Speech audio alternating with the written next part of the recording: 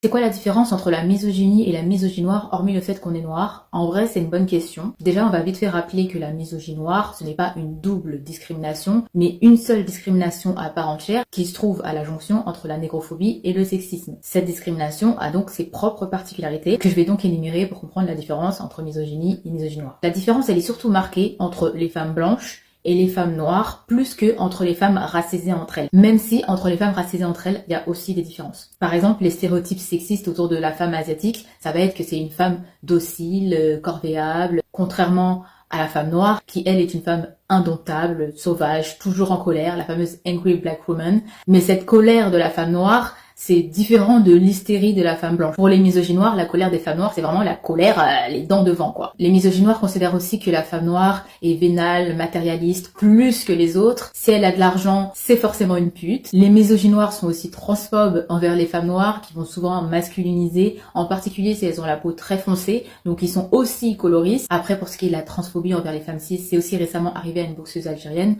donc ça concerne aussi les femmes maghrébines. C'est quand même plus systématique vis-à-vis des femmes noires. Des personnalités noires qui ont subi de la transphobie, il y en a un peu les torts, entre Aya, Serena Williams. Les femmes noires, c'est aussi des femmes qu'on doit stériliser. Je vous invite à lire à ce propos Le ventre des femmes de Françoise Vergès. De par l'histoire, les femmes noires, ça a été des femmes qu'on a stérilisées, fait avorter de force, sans consentement, parce qu'on considère que les femmes noires ne doivent pas avoir trop d'enfants. Contrairement à la femme blanche qui, elle, doit faire des enfants pour perpétrer la suprématie blanche. La femme blanche doit réarmer démographiquement, contrairement à la démographie engendrée par la femme noire qui est considérée comme une maladie, surtout dans les populations noires pauvres comme en Afrique, aux Antilles. Bon, la liste n'est pas exhaustive, il y a encore d'autres trucs auxquels je pense sûrement pas, mais ça donne déjà une idée de pourquoi est-ce que c'est une misogynie à part.